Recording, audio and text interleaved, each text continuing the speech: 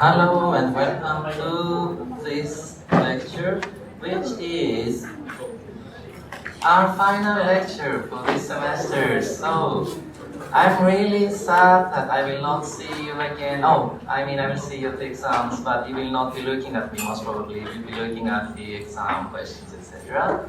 So, we have a lot of things to do today. Let's start with a really short revision and then move to today's material. So last week we talked about false accusations and we mentioned the presumption of innocence. We said that the media and also us, we sometimes forget about it. And we think that when somebody is arrested, he is guilty, which is not what happens according to law. We talked about the primacy of the indictment principle, which means that we try to keep the judge as much as not prejudiced as possible when we start the trial procedure. We talked about the request for retrial and its relation to the execution of crimes, for example, the death penalty. We talked about confession, and we said that confession is no more the king or queen of evidences, because nowadays we need to have some supporting evidence. And we also mentioned that confessions which are suspected not to have been made voluntarily cannot be used as evidence in trials. We mentioned the reasons why in Japan people tend to make false confessions, why in Japan obtaining a confession is so important for the prosecutor and the police. We also talked about the procedure after the arrest, which also creates an environment which induces people to make false confessions. We talked about the issue in the United Nations, the incident where it was pointed out that the Japanese system might be a bit medieval, and I told you that I'm not exactly of that opinion, but anyway, there might be a lot of opinions. People think in different ways.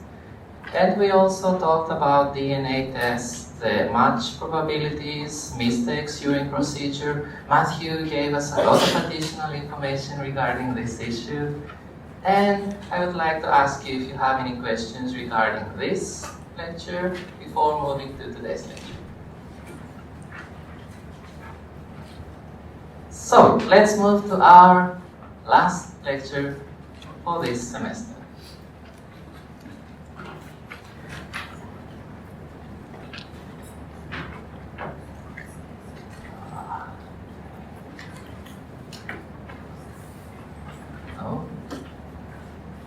So, lecture 14.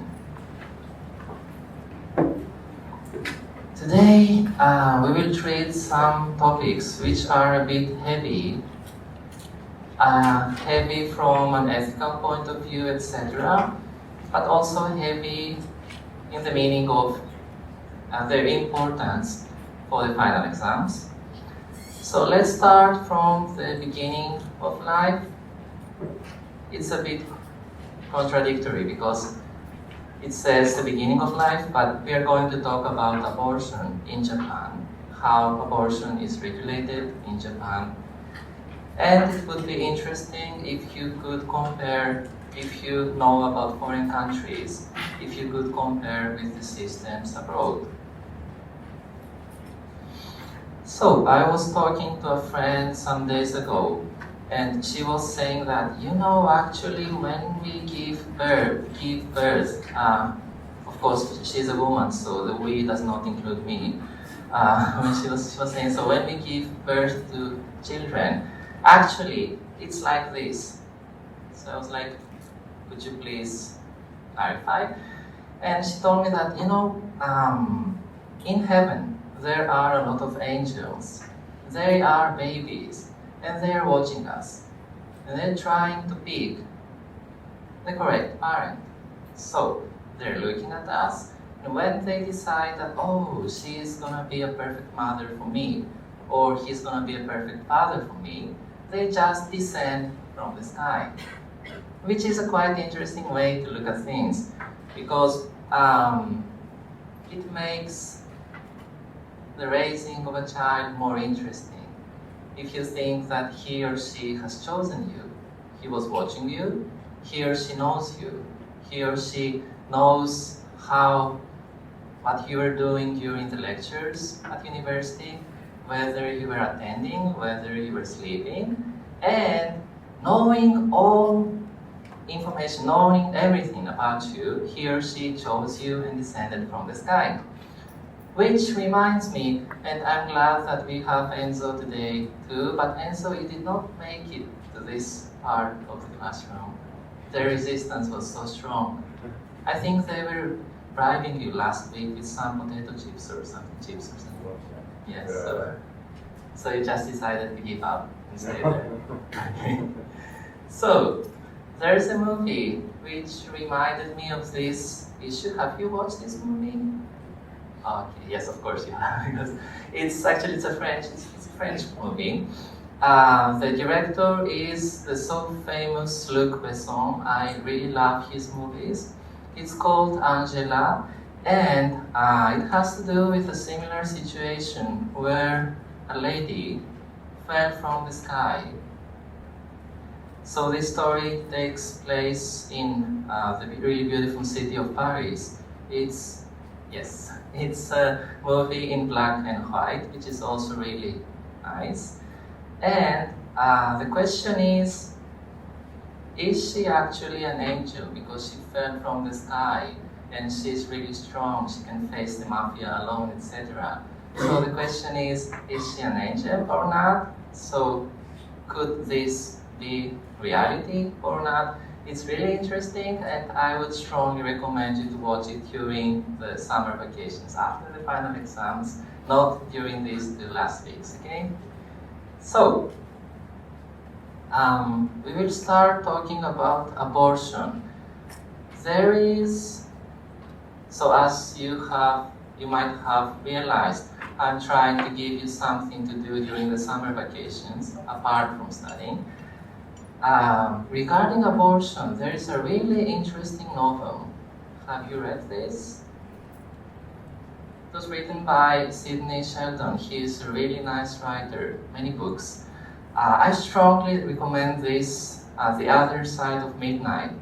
It's also available in Japanese translation. The Japanese title is Mayonaka wa Betsu no Kao, which is a bit different, but no, actually the translation is really nice. It's one of the few translations that I found really nice. There are 2 reasons why I recommend you this book. The first is that it starts in France again. Hi, Enzo. Half of it takes place in Greece, so you can also read something about my home country, which would be really interesting. Part of it takes place in the United States, so it's a combination of many countries. And it also has to do with abortion, because there is, maybe I should not give you too much information, but so there is a lady who falls in love with a guy. He promises to come back to marry her, but he does not. So she finds out that she is pregnant, and she decides to have an abortion in order to take revenge, and she swears that she will devote her whole life to revenge. So it's quite interesting. I strongly recommend you to read it. But during the last 2 weeks, you should read this, not the novel. So, abortion. Let's start with the provisions of the Japanese Penal Code. Please have a look at today's provisions.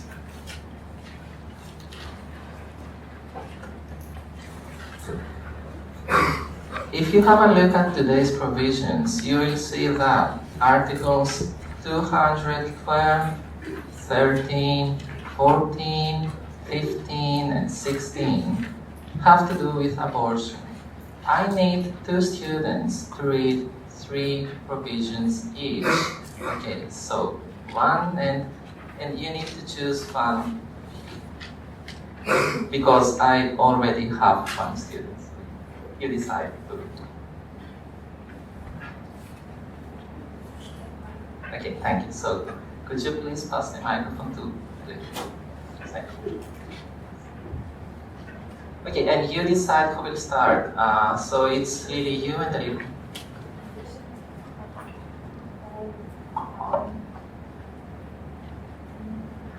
Oh my God! Do not start counting the lines again. It's not so. Okay, thank you. Article 212. When a pregnant woman causes her own abortion by drugs or any other means, imprisonment with work for not more than 1 year shall be imposed. Article 213. A person who, at the request of a woman or with her consent, causes her abortion shall be punished by imprisonment with work for not more than 2 years. If the person thereby causes the death or injury of the woman, the person shall be punished by imprisonment with work for not less than 3 months, but not more than 5 years. Article 214. When a physician, midwife, pharmacist, or pharmaceuticals distributor, at the request of a woman or with her consent, causes her abortion, imprisonment with work for not less than 3 months, but not more than 5 years shall be imposed. If such person thereby causes the death or injury of the woman, imprisonment with work for not less than 6 months, but not more than 7 years shall be imposed. Article 215.1. A person who, without the request of the woman or her consent, causes her abortion shall be punished by imprisonment with work for not less than 6 months, but not more than 7 years. 2. An attempt of the crime prescribed under the preceding paragraph shall be punished. Article 216. A person who commits the crime prescribed under the preceding article and thereby causes the death or injury of the woman shall be dealt with by the punishment prescribed for either the crimes of the injury or the preceding article, whichever is greater. Thank you, Eliko and Lily, for reading the article. So, let's start again from 212. If you have a look at 212, it says abortion. It has to do with cases where a pregnant woman causes her own abortion, and you can see that this is punished according to the Japanese Penal Code. Article 213 has to do with cases where another person, at the request of a woman, etc., causes her abortion and causes death or injury. This is also punishable. 214 has to do with abortion through professional conduct. So you can see the relation between 213 and 14. Causing death or injury, again punishable. Article 215, abortion without consent, which is also punishable. And Article 216, abortion without consent, also causing death or injury, punishable. So, if one has a look only at these provisions, it looks as if in Japan abortion is prohibited and is also punished according to the Penal Code. However, as you can see on this slide, there is also another act called the Maternal Health Act, and it's Article 14, which you can find on the second page of today's material. Permits abortions in some specific cases. Who would like to read? Okay, so let's, yes, Chisaki, because you raised your hand. A doctor designated by a medical association that is a public interest incorporated association established for the area of a prefecture, hereinafter referred to as a designated doctor, may perform an induced abortion on a person who falls under any of the following items after obtaining consent from the relevant person and the spouse. A person who or whom the continuation of pregnancy or delivery may significantly damage the person's physical health due to bodily or economic reasons, and II, a person who was raped in a violent or threatening manner or at a time when the person could neither resist nor refuse and becomes pregnant. 2. As for the consent provided in the preceding paragraph, the consent of the spouse is not necessary if the spouse is not known or cannot express an intention, or if the spouse no longer exists after the pregnancy. Thank you. So, Chisaki, if you have a look at this provision, you can realize that its scope is a bit wide, which is why in Japan, as you can also see on this slide, almost no convictions regarding abortion exist. So, this issue is also criticized. Why? Because the scope of the provision is wide. How is it wide? Well, if you have a look at number 1I, it says a person for whom the continuation of pregnancy or delivery may significantly damage the person's physical health due to bodily or economic reasons. You can see that it says may significantly damage, which means that theoretically, almost all situations, almost all cases could be included in this exception. So, the first issue is that the scope of this provision is excessively wide, which means that although we have all these provisions we saw in the penal code, they are actually almost not functioning because under this act, a woman who is pregnant can easily have abortion. The second issue has to do with, if you read again Article 14.1 at the beginning, third line, it says, after obtaining consent from the relevant person and the spouse. So, if there is a spouse, the woman needs to obtain his consent. And this is strongly criticized because, as you might know already, there is a debate regarding the so-called reproductive rights.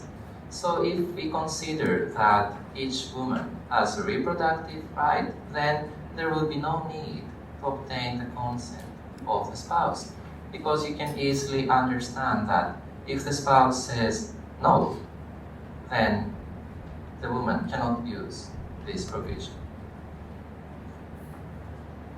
Any questions regarding this? Yes, Enzo, could you please pass the microphone? Regarding the age of the woman, can a teenager be able to make an abortion? Or That's a good question. Sorry? Yes. So regarding the requirements, it will fall anyway. So most of the cases fall under the economic part. Regarding the age, I will answer you later, okay? Because we have a lot of things to do, so sorry, I will answer you later. Yes? If it's relevant.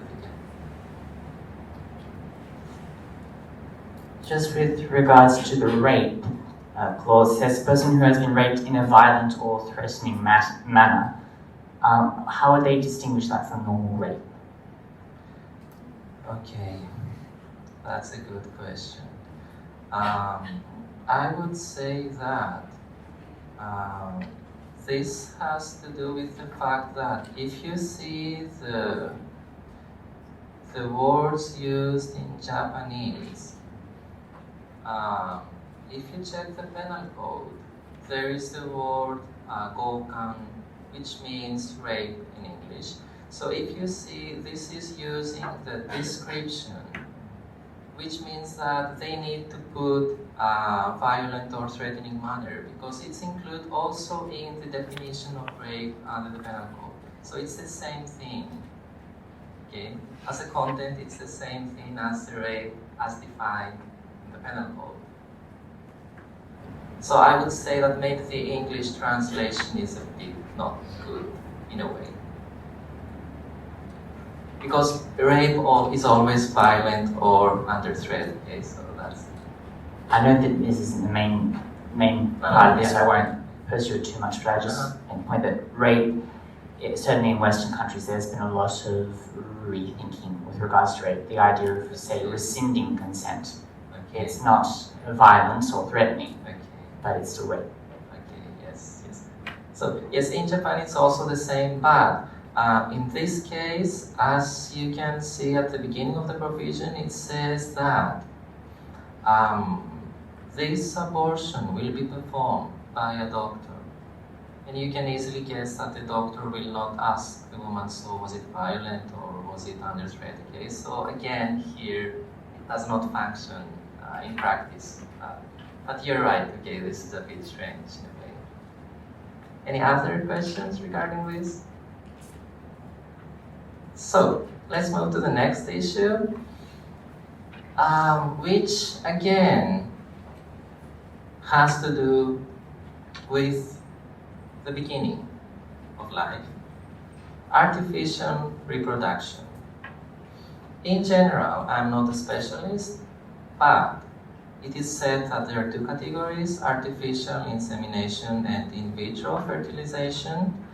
The first is the procedure where sperm is introduced into a female's uterus, and the second procedure is a procedure where the doctor removes an egg from the woman's ovaries, fertilizes it, and then implants it in the same or another woman's uterus. So in Japan, there is no legislation regarding this issue, surprisingly. So what happens is that there is the Japan Society for Obstetrics and Gynecology, which says that insemination with donor semen, AID, can be performed only in cases of infertile married couples. This is no legislation, but this is the general understanding, so the common understanding of this society. So, why did I pick up the case of AID, of the artificial insemination with donor semen? The reason is that we can have two legal issues, which are also of relevance with your final exams, because these are issues that we have already treated in past lectures. The first has to do with the presumption of child in wedlock. As you should remember, because it's already 2 weeks before the final exams, a child conceived by a wife during marriage is presumed to be a child of her husband. So, the question in this case is the following. We know that the father, the husband, is not the father biologically. So the question is, does this presumption still apply in such cases? Is he still presumed to be the father of the child? And the second question is, if yes, can he use this provision, which you should also remember because it's 2 weeks before the final exams, rebutting presumption of legitimacy. So you remember that he can do this. What was the period of time? Yes, Chisaki? Excellent, excellent. So, it's 1 year, okay? You should remember this too. So the question in this case is, can the husband use this provision and say, actually, the presumption should not apply to me because I'm not the father? This is a very complex issue, so I'm not going to give you the answers. There is also debate regarding this issue, but you should be able to combine the issue of artificial reproduction with these two provisions, and in any case, you should remember these two provisions with all the relevant issues too.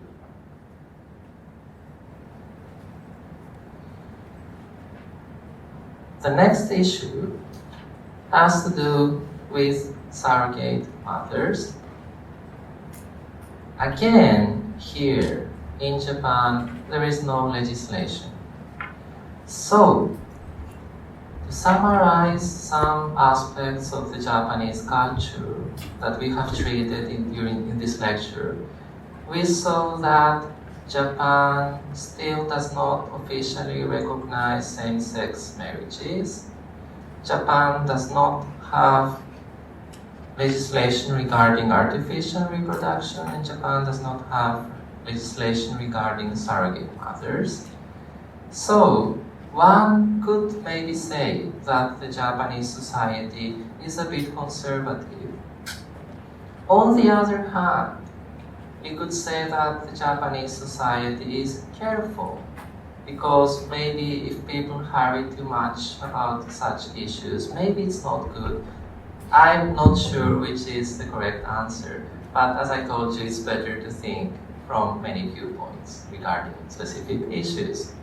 So, regarding the issue of surrogate mothers, in general, again, I'm not a specialist, but it is said that there are two categories. The first is the procedure where the sperm of the husband and the egg of the surrogate mother are fertilized in vitro. This means that the mother who gives birth is the actual mother, but she is not the wife of the husband. Okay? The second category is the category where the sperm and the egg of the husband and wife, so this means that the wife is the biological mother, are fertilized in vitro, and another woman gives birth, which means that the woman who gives birth is not the biological mother, so this case is called surrogate birth, so she only gives birth to a couple's child. I know that in this lecture many students have studied in the United States, and if you have studied and lived in the United States, you will most probably be aware that in the United States there have been a lot of lawsuits regarding women who refuse to give the child after birth. And you can easily imagine the reasons why. This whole procedure lasts for maybe 1 year, more than 9 months. So after giving birth, they felt affection for the child, and they said, no, we're not giving the child. So the question was, can the couple enforce the contract? Because there is usually a contract. You will give birth and we will pay you money, etc. And you can see how complex this issue can be. So what happens in Japan? In Japan, this society I mentioned before is also against using the procedure, the method of surrogate mothers. But as I told you, it's not a legislative prohibition. There is no legislation. So it is said that more than 100 such cases exist in Japan, and thousands of cases of Japanese couples who go abroad to perform this. In the past it was the United States. Nowadays it's mostly Eastern Asia because it's also cheaper, etc. So it's a new industry, maybe. Some people are making money with it, etc. The issue is, so we have a Japanese couple, they go abroad, they go to the United States. Most Japanese students might be aware of this case of the Japanese wrestler, female wrestler, who is also married to a male wrestler.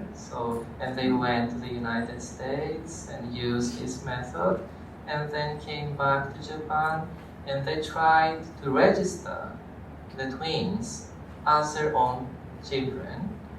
And the Supreme Court, so you can see that this whole issue went up to the Supreme Court, which means Court of First Instance, then High Court, Supreme Court, a lot of time, a lot of money, they lost the case.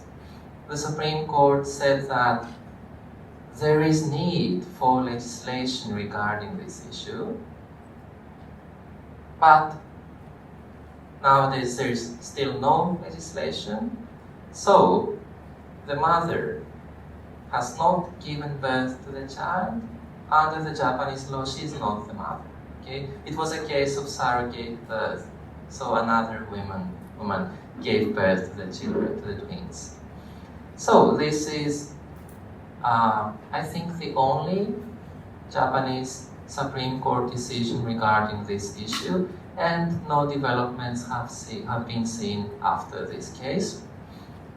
The Japanese Ministry of Justice advised this couple to adopt the twins.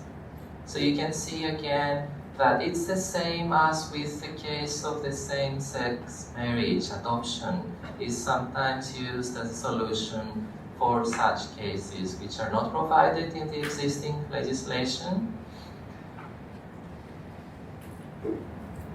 Any questions regarding this part?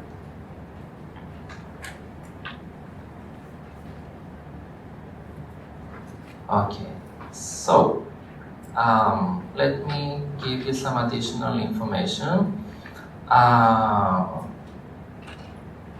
You don't need to remember details of these provisions, but you need to remember Article 14 of the Maternal Health Act. So you don't need to remember details of Articles 212 to 16.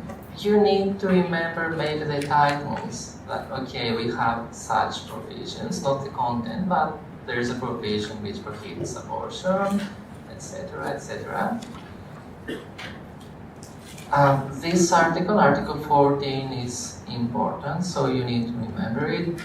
Here, you don't need to look for the answers regarding these two issues, but you need to remember Articles 772 and 74 anyway, okay, of the Civil Code. And here, okay, nothing. No additional information regarding this. So, let's move to the second part of today's lecture. The second part has to do with the end, transplantations, euthanasia, and death with dignity. Let's start with transplantations. Who would like to read Article 202 and 190 of the Japanese Penal Code? Yes, please. Would you pass the microphone to me?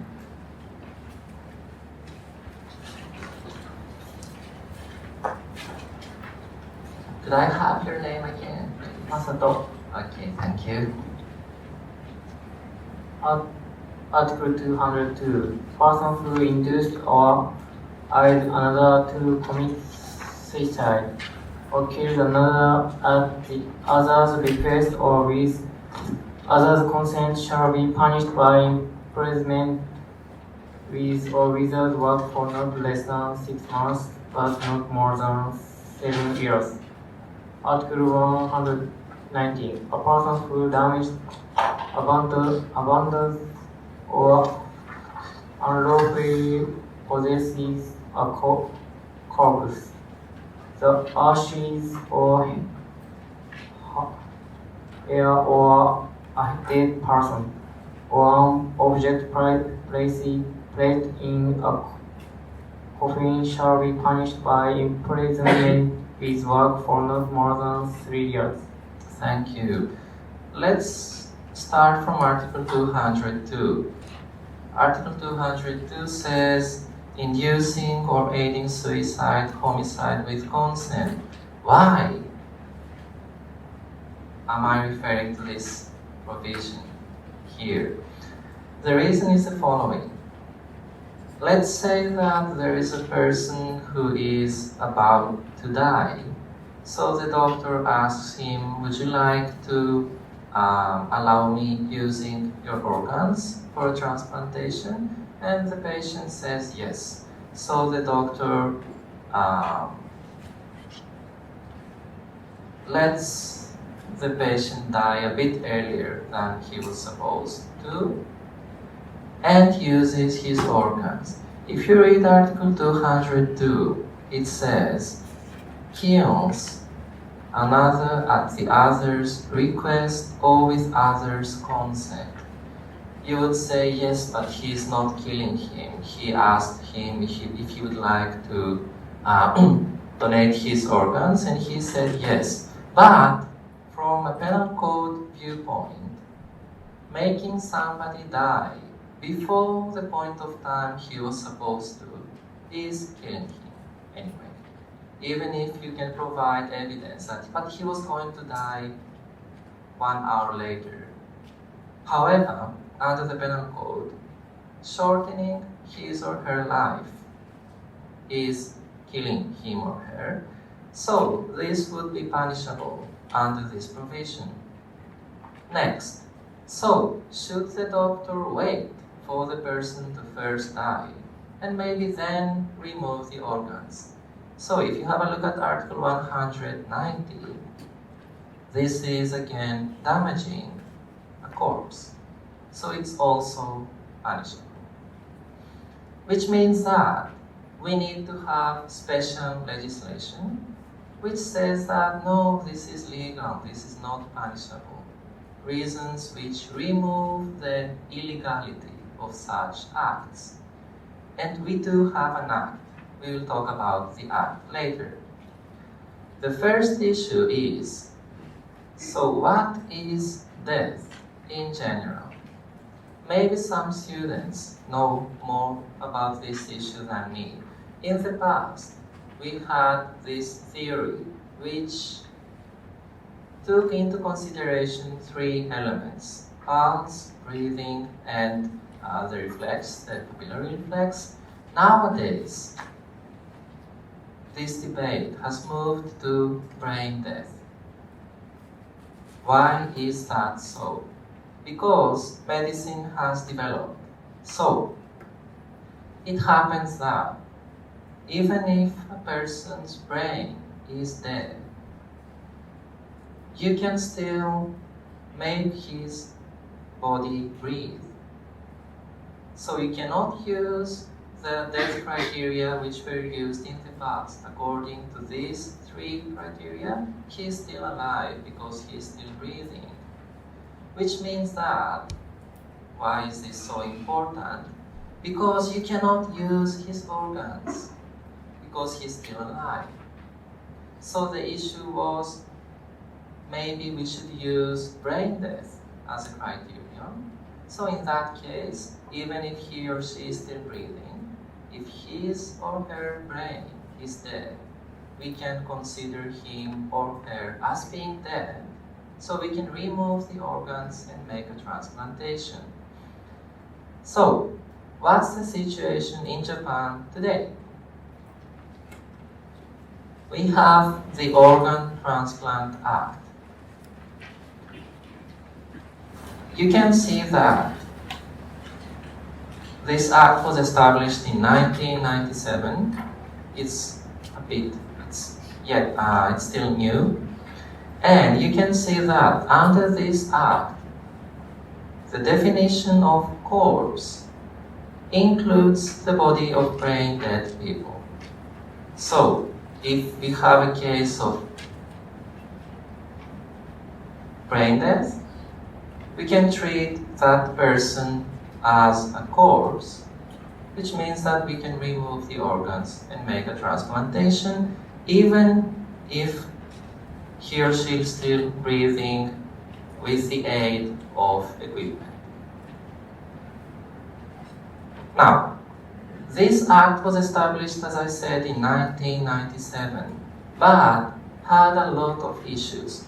For example, if you see the requirements before the amendment, this act required that the donor has manifested its intention to donate its organs for transplantation in written. And you can easily guess that there are not so many people who, while they're alive, manifest their intention in written. Maybe orally, yes, but not in written. And according to the act before its amendment, the bereaved family, so it was required that the bereaved family has not refused the donation of the organs, or that there is no such family. So you can see that in most cases, one of these two requirements was not met, and only very few transplantations were realized. So, in view of this situation, there was an amendment of the Act in 2009. According to the Act, after the amendment, unless the person in question has refused transplantation, its family may consent. So, as you remember, I have told you that it's really important with whom you will get married in the future.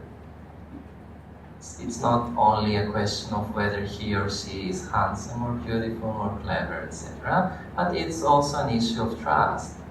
Because if, let's say, I get married, and if I have an accident and I am in a coma situation, my wife, as my family, may consent to the transplantation of my organs. Even if I, in my coma state, I'm still thinking, I don't want to die, I want to live, etc. So you can see that marriage is not only an issue of romance and love, etc. An age limit which existed under the Act before its amendment was abolished. And nowadays it's also possible to manifest an intention for preferential donation to relatives. Before it was not possible to do that, so you could not say, please use this for my child, etc. The doctors would decide where to use the organs. Most students tell me, yes, but how should I express my refusal? So most students might have seen this. It's the backside of a driver's license in Japan, and you can see that it says it has 3 options, and the third option is I don't want to donate my organs. So this is maybe the most easy way to say no, or you can also say yes, etc. It depends on you. So if you think this issue is really important for you, and if you want to refuse, you can do it here. If you don't, then this applies, so you have not refused, your family may consent, etc. It depends on you, it's your choice. 5 minutes break. So during the break, I need to ask you to answer the questionnaire for this lecture. You can do it, I think, through internet. Does anyone know how to do it? I have not done it actually. So if anyone can explain to the other students how to do it in English. Because last year when we did this, students were asking me where should we go, which website should we access, and I was like, oh, I'm not aware of that. Could you do that, Chisaki? Are you aware of it? Okay, so could you pass the microphone to Chisaki, please? Okay, you can do it both in English and Japanese. So. Okay, so you go to the portal site and then you click on Anketo system, Oh, it's not in English? which is Oh, yeah. it's both, okay. And then you click on that, and then it transfers you to like another site, and then you click on, I think, answer questionnaire or something, and then a list of the courses that you're taking will show up, and then you click on Long Culture in Japan. Okay. で、I really enjoy listening to you talk in Japanese. ポータルサイトにまず行って、でその後、アンケートシステムっていうところをクリックしたら、その、新しいサイトが出てくるので、そこで、アンケートに回答するっていう多分とこがあるから、そこをクリックしたらその自分が取ってる授業の一覧が出てくるので、それでこの授業のところをクリックすればアンケートが出てきます。That's all this. So, you have 5 minutes to answer the questionnaire. If you have any questions, you can also ask.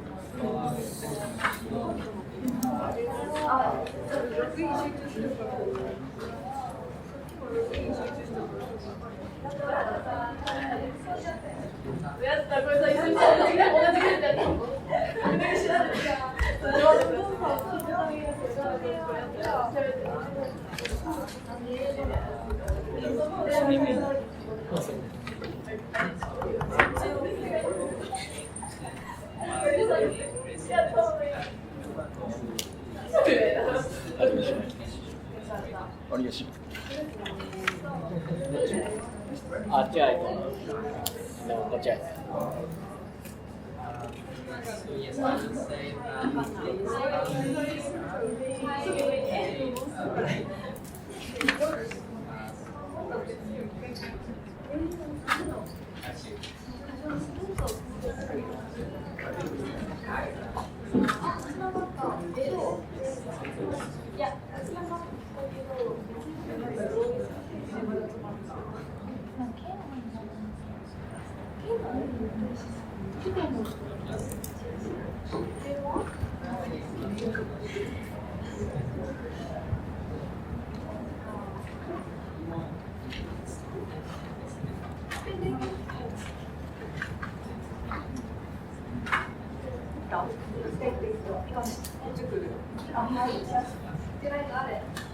next week is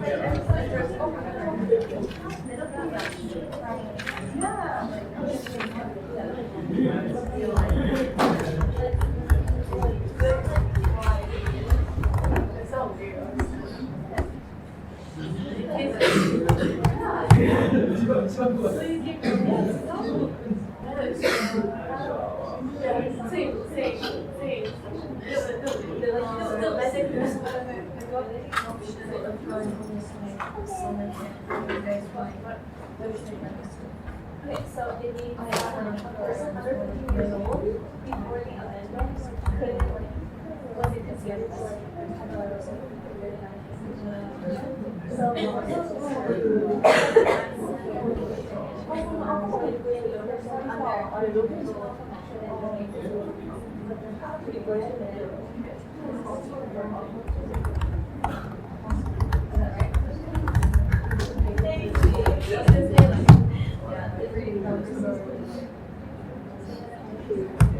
But then they had a shortage of workers because of this. Because of that. So like little kids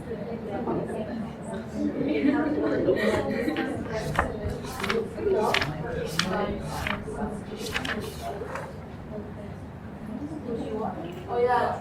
Oh,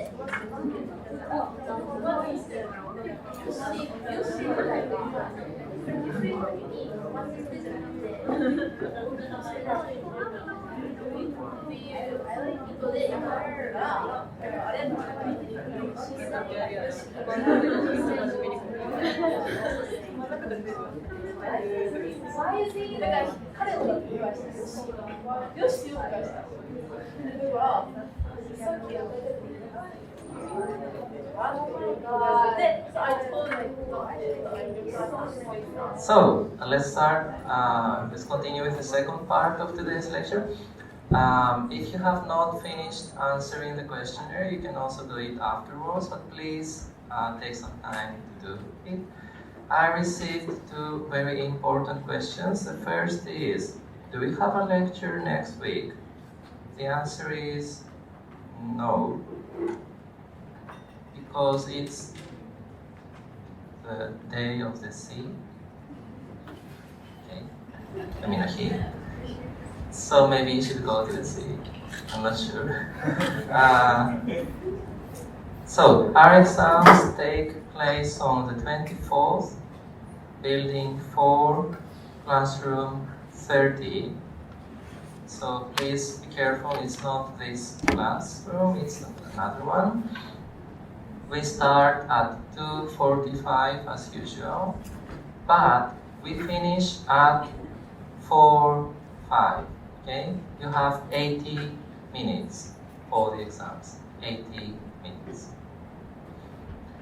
The second question was, sometimes during this lecture you do this. You do this, this, and this, and this, and this, and this, and this. And the question was, do we need to remember this?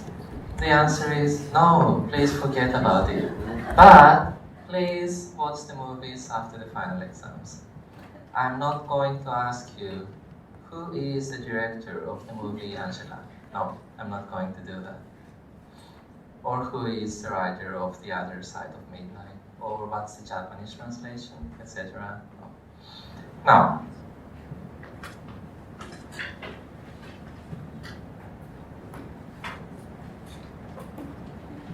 2 issues and we finish.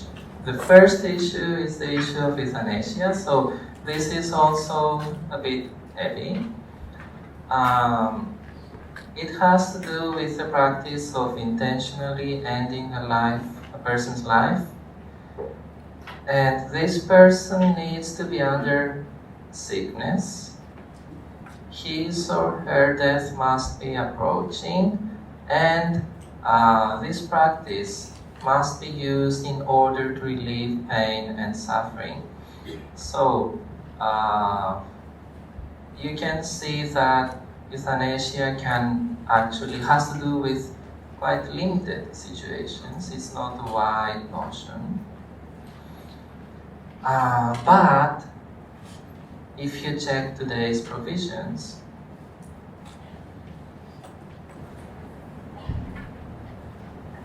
you can see that again here we can use Article 202, for example, homicide with consent.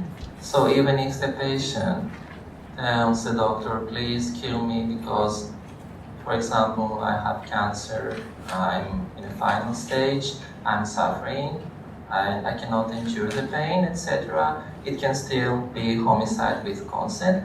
Or you can also use, in some situations, Article 199 of the Japanese Penal Code.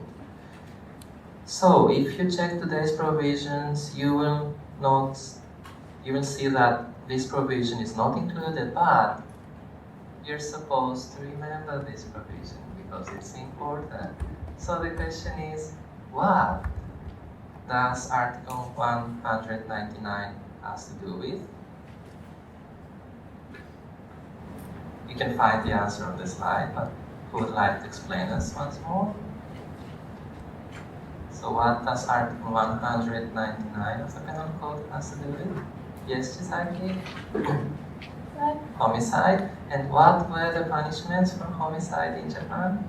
死刑ま In た English, I cannot understand Japanese, I'm sorry. death penalty Excellent. or imprisonment with war Okay. or like 50万円以下の fine of less than more than? I don't know. You're so good in trying to induce the answers from me. So, death penalty, yes. And we also had another option.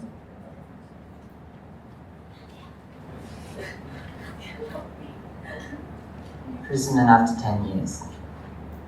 So please check your resumes. Do you have them with you? No? Yes, Yuki, could you please pass the microphone to Yuki?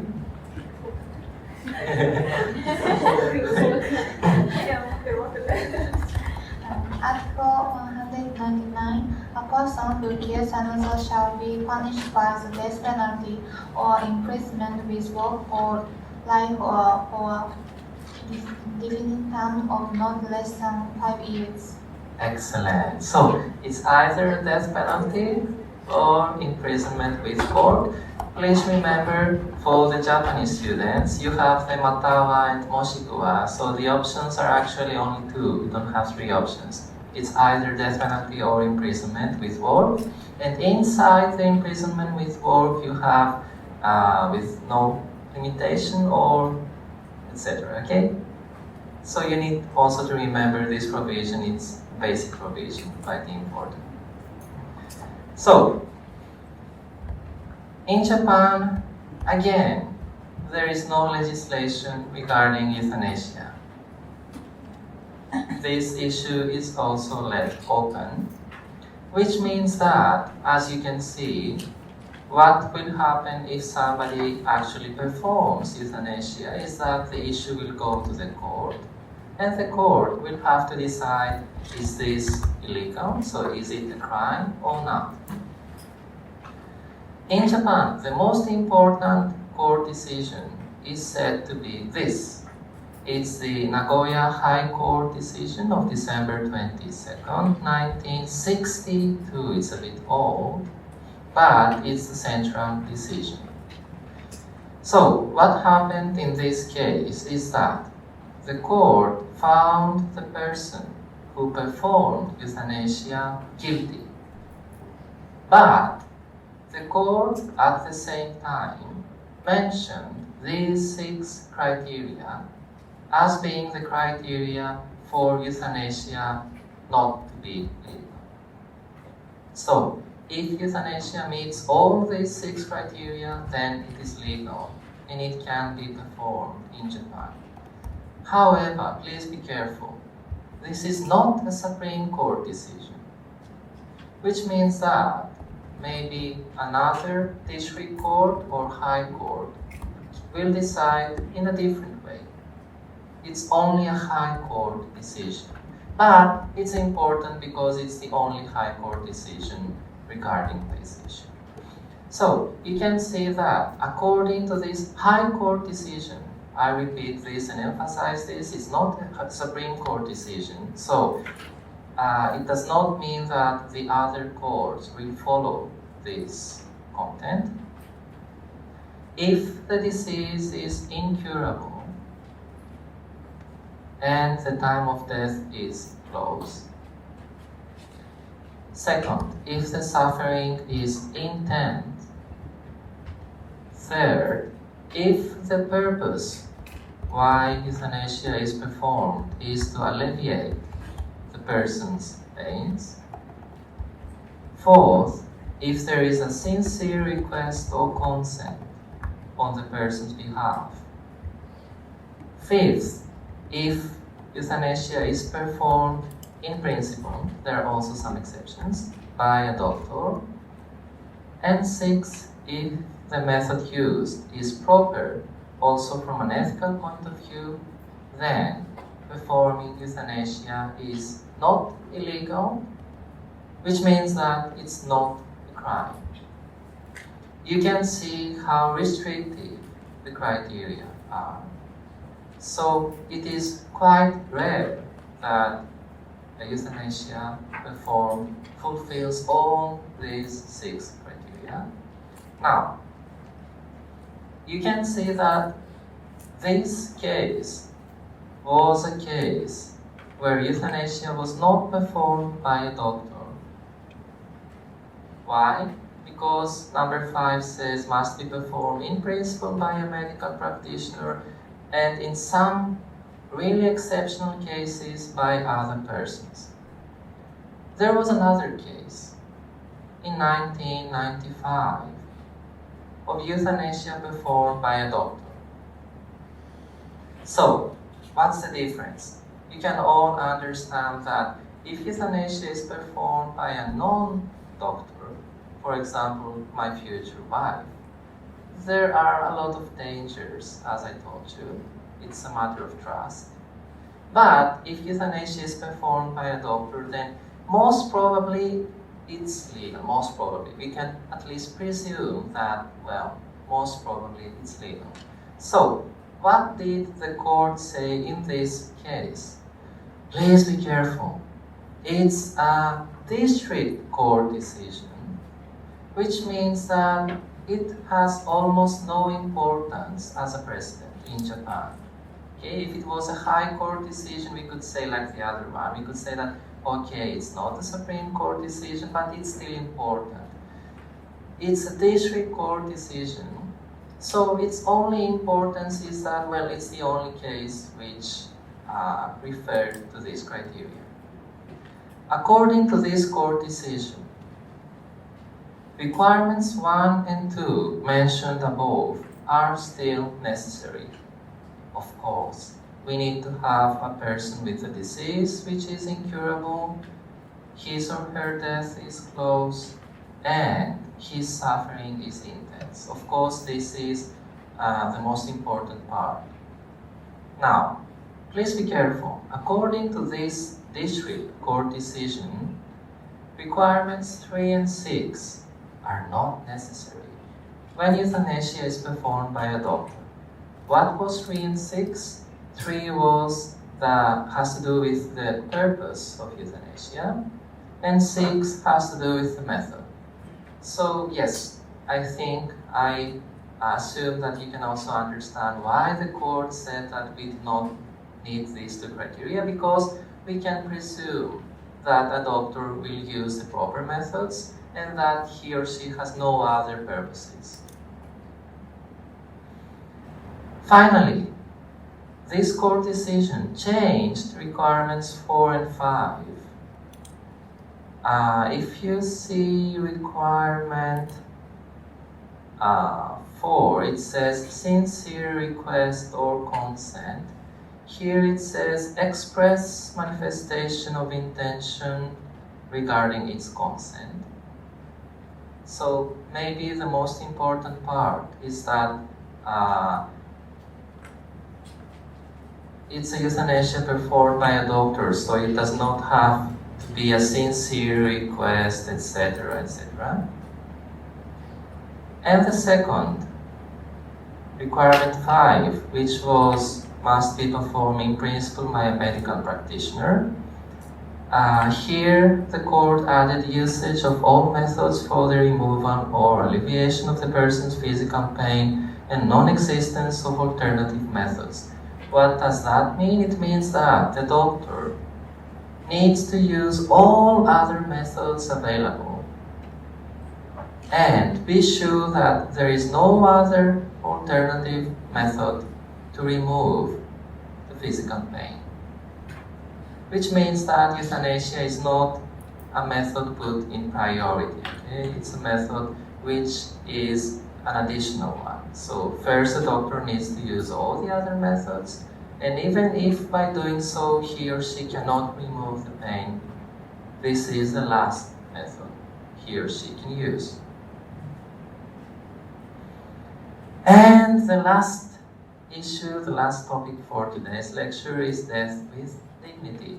This is also a heavy topic. The first question is, what's the difference between euthanasia and death with dignity? The answer is that here we have a person who has lost its animal functions, but still has his or her vegetative functions. So, in most cases, it has to do with a person who is under a coma. He is breathing, etc., etc., but he cannot move, talk, etc. So this is the distinction between the animal and vegetative functions. So you can see that we don't have suffering, etc. And the purpose does not have to do with relieving pain, etc. So, what happens here? Again, you can understand that this issue happened because of the development of medicine, because we can keep people alive even when they have lost their animal functions but still have their vegetative functions. In Japan, again, here, there is no legislation regarding this issue. So again, this issue is left open, which means that, as it happened in this case, it is the court that will finally decide whether this is legal or not. There is a famous Supreme Court decision. So you can see that this is a Supreme Court decision, which means that it's a precedent. It's case law. This is binding on the other courts, unless, as you remember, there are social changes, etc., etc. So, in this case, we had a patient who was in coma, and the doctor removed the tube which was used for the maintenance of airway because he was requested to do so by the patient's family. So the patient's family asked him to do so, and he did so. And the Supreme Court found him to be guilty. So this was treated as a crime. Why? Because in this case, there were actually two issues. The first issue was that no examinations necessary for judging the life expectancy, etc. were performed. So he was in coma. The doctor did not check what the life expectancy is, he just followed the request of the family.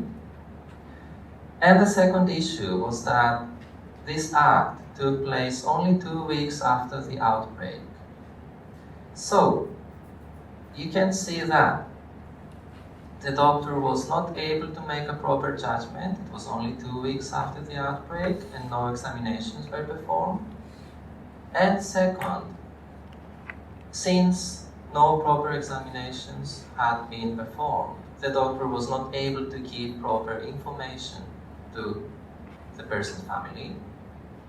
So, if you think of this issue from another viewpoint, you can see that, so if it is possible to make a proper judgment, if all the examinations are performed, if the life expectancy is known, etc., so if you have details regarding the patient's situation, and second, if the doctor provides all available information to the family, then maybe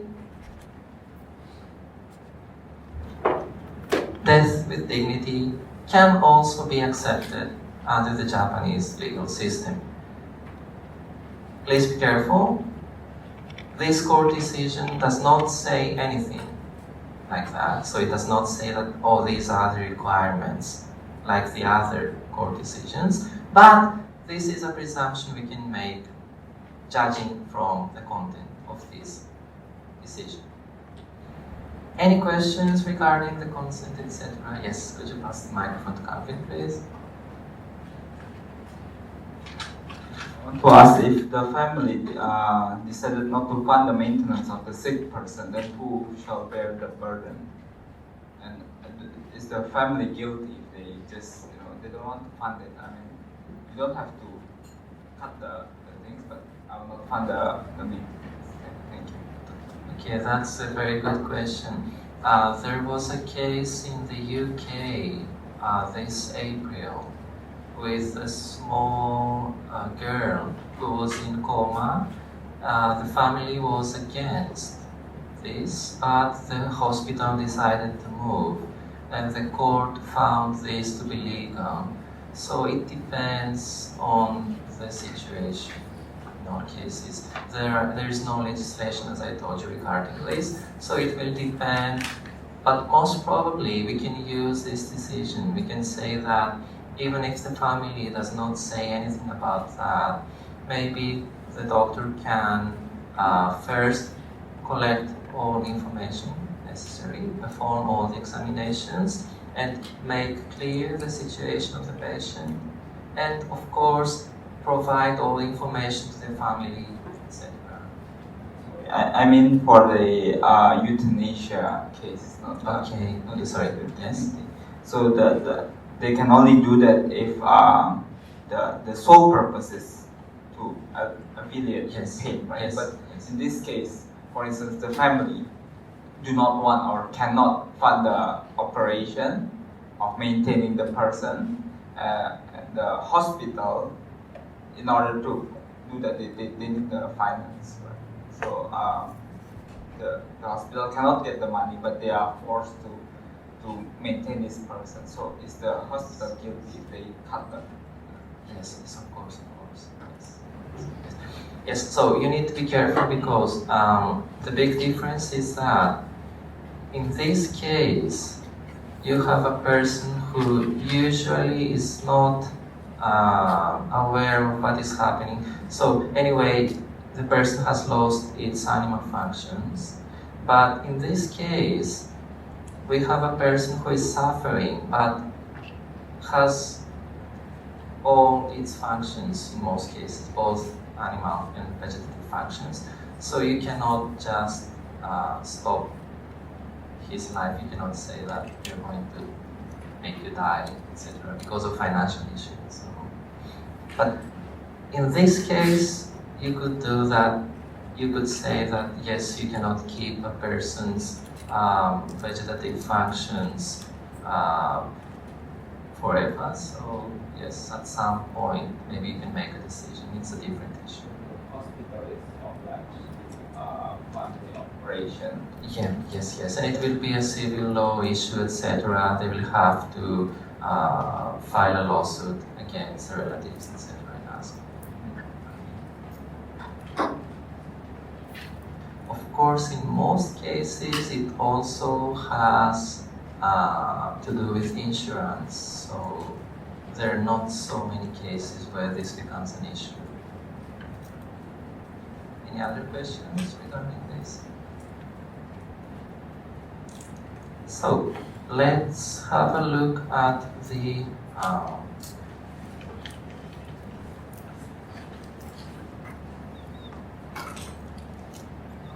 final exams again of last year. Please be careful because the content is a bit different from the content of this year's lectures. So some questions you don't even know the content, you don't even know what they have to do with. First question, minors cannot be sentenced with death penalty. This is true, and this is false. Why? Because as you remember, in Japan it was 18 years old. So a person who is under 18 years old cannot be sentenced with death penalty. But a person who is 19 years old, even though, despite of the fact that he is a minor. So you realize that you need to be careful. Most students made a mistake. When I was preparing the final exams, I thought, oh, this is an easy question, but most students made a mistake. And the funny thing is that during the lecture, I think I mentioned that there are also some minors who have been sentenced to death in the past in Japan. Okay? A person who has reached the age of 18 is no longer considered to be a minor. This is false. Excellent. In Japan, it's still 20 years old. Both men and women can get married when they reach the age of 16 years old. False. It's 16 and 18. Thank you. Okay, maybe you can also answer this. Under the existing law, the statutory share in inheritance of a child out of wedlock is the half, sorry. Okay, I need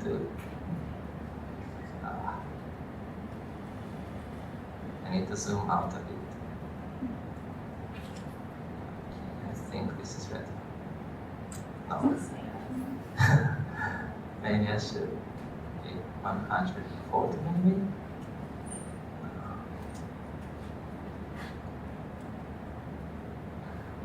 Yeah, anyway, so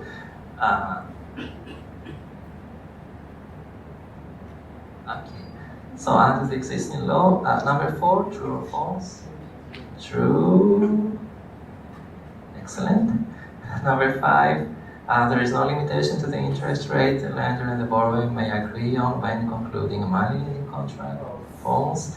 You see that these questions were too easy, okay? It will not be like this time. Okay. According to the precedents related to the rescissions of manifestation of intention, wow, this is quite long. Provided in the Consumer Contract Act, the consumer can cancel a contract concluded with the business who has visited his house without invitation, only if the consumer has. Oh my God. Only if the consumer has expressly requested that the business operator leaves his or her house and the business operator has failed to do so, an implicit request does not suffice. False. Excellent. You remember that I emphasized during the lecture that many Japanese people cannot ask the business operator to leave. So they say, I'm sorry, I don't have so much time, I'm busy, etc. And this is enough according to the precedents in Japan.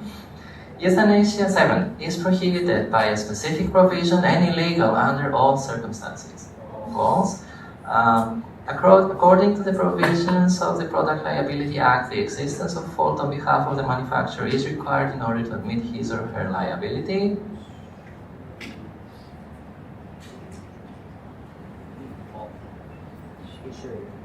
Okay, so Matthew says true and Calvin says false.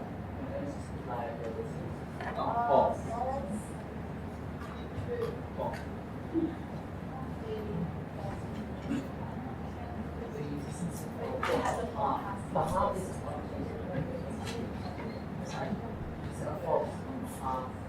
It should be true, because it's there, it's liable, that equals liability, false liability. How can I rectify this liability? If you have a look at the material of this lecture, maybe the first or second or third slide says no fault is needed, like in the civil code. It has to do with defect. If there is a defect, then there is liability. Contrary to the civil code, where we need default both in cases of both in cases of contract liability and torts. Do you remember that? Oh, please check the material. Do you have it? Okay, because I started getting a bit worried about the mechanism. So, yes, of course. But okay, so please check it. No fault is needed. It's expressly mentioned in the slides. Okay, only defect. In criminal procedures, a person cannot be convicted or punished if the only proof against it is its own confession. True, excellent. The age required to make a will is 15 years old. True, excellent. No, you don't know this, I think. You don't know this, I think. Oh, no contract has legal effect unless it is made in written. False, excellent. Under the Organ Transplant Act, in its current form, no transplantation can be made unless the person in question has manifested its intention to donate its organs. False, and remember the marriage issue, okay? When there is doubt about whether a confession has been voluntary, such confession may not be admitted as evidence.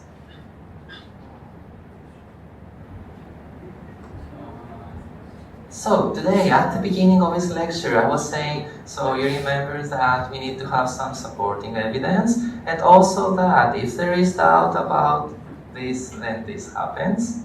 So it is true. Sorry? Oh, what do you mean?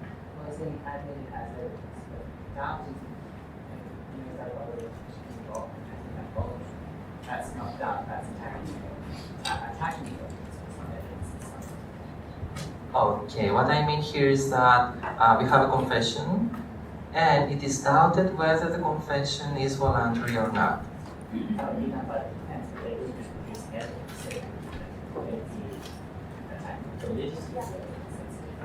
Oh, no, that's the common law. Okay.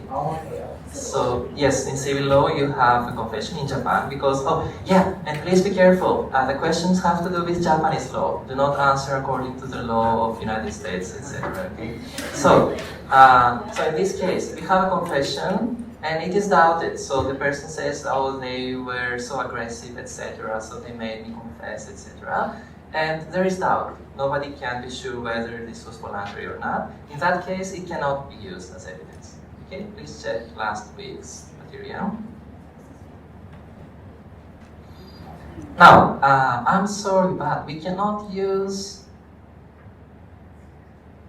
any of these because they don't have to do with your lecture's content. But be aware that something like this will also be included.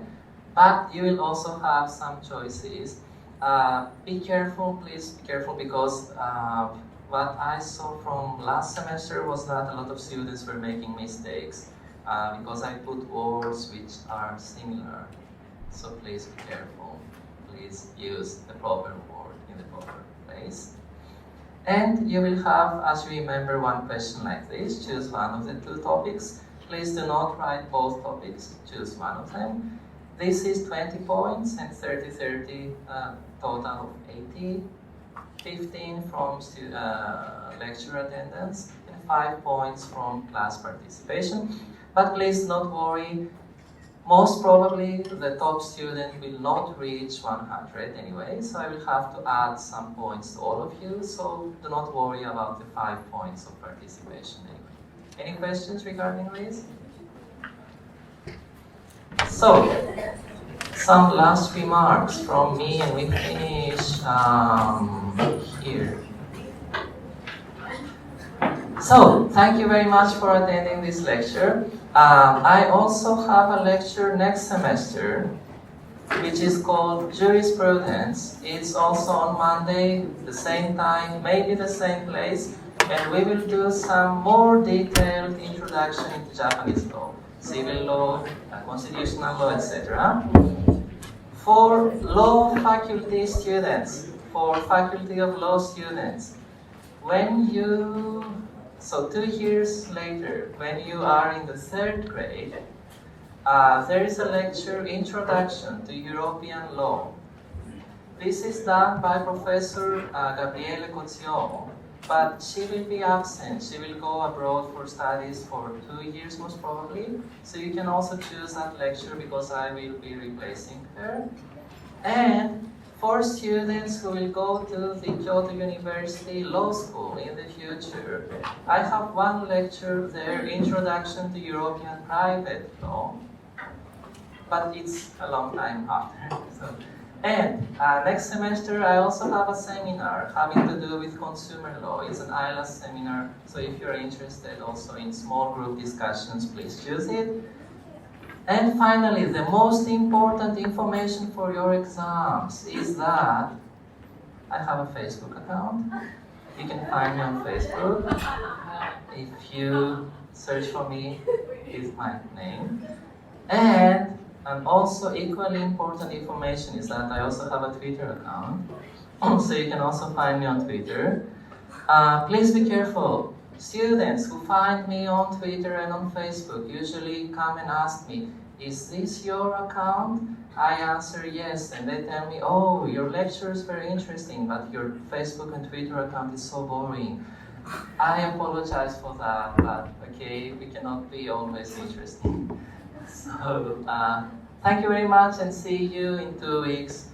You can send me questions by email, you can come and ask me, okay? And good luck with the final exams. Oh, a photo, yes, how should we do that? Oh, I stand here, okay. Okay, should we? Oh, you can use it.